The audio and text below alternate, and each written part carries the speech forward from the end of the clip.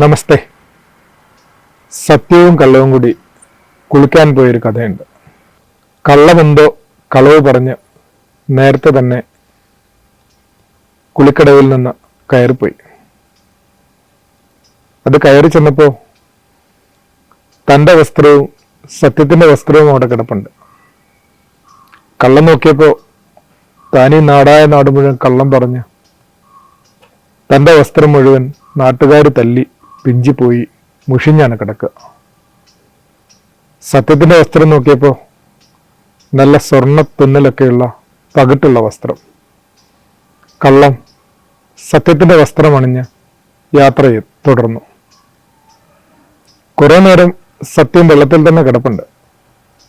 കള്ളത്തെ കാണുന്നില്ല. കുറെ കഴിഞ്ഞ് സത്യം കയറി നോക്കുമ്പോൾ തൻ്റെ കുപ്പായം കാണുന്നില്ല.